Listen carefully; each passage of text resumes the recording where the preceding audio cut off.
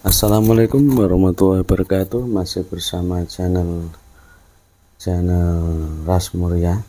Kali ini kita akan membahas tentang edukasi keris berbentuk sejenis betok ya.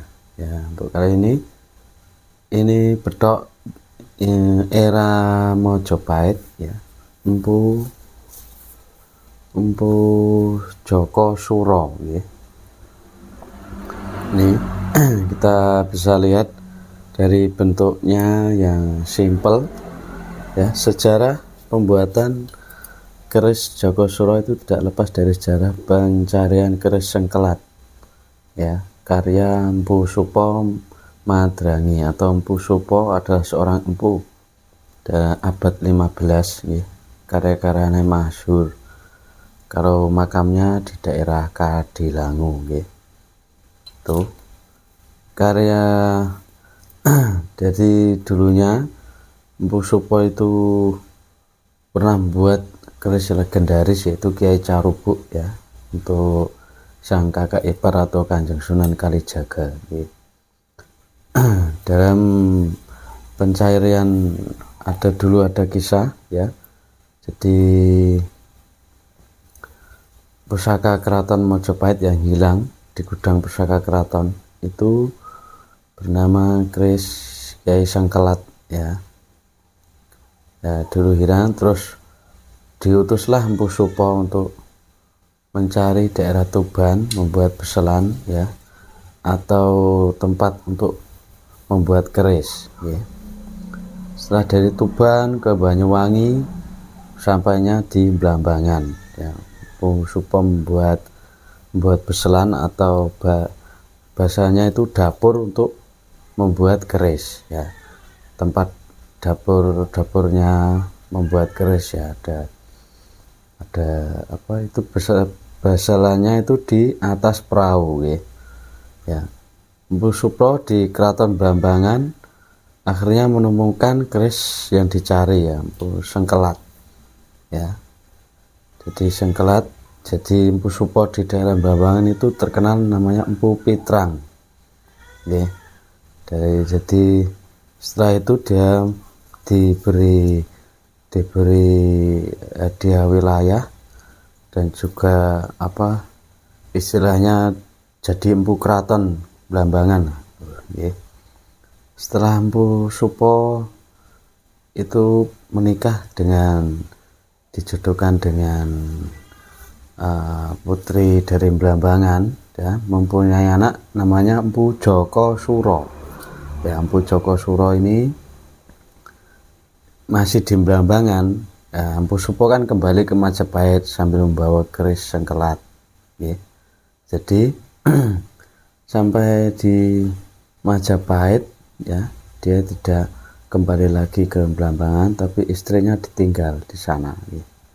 Terus Empu Joko Suro itu akhirnya mencari ayahnya ya.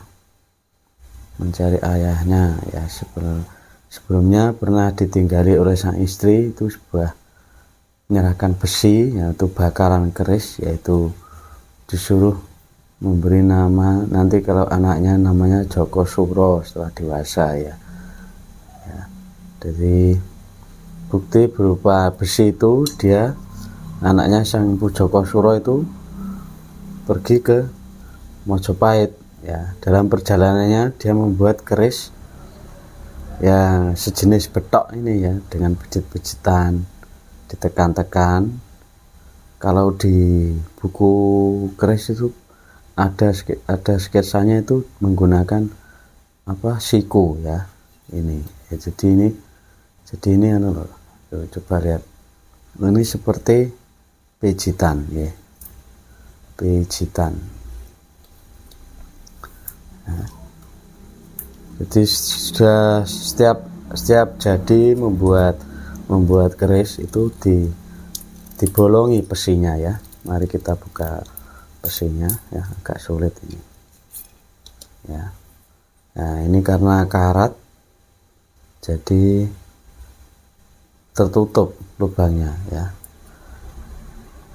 Jadi Setelah akar balik namanya putra sang empu ya, jika memenuhi ingin bertemu dengan ayahnya karena sejak lahir sudah ditinggal ya, dan bawa besi peninggalan ayahnya.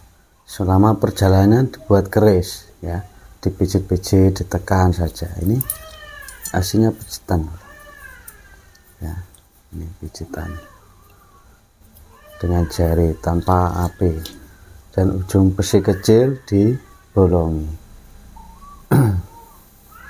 Setelah bertemu membawa keris direntengi di tali itu sebagai bekal. Tempu Joko Suro ya, yang terkenal karena pembuat, kalau dia itu namanya turunan empu ya bisa membuat keris. Nah ini karyanya Empu Joko Suro. Setelah sampai di Keraton Majapahit, ternyata beliau istilahnya sampai di keratonnya itu memberikan bukti ya, besi peninggalan ayahnya ya, seperti bahan besi ya, untuk membuat pusaka. Akhirnya betullah dengan Empu Supo dan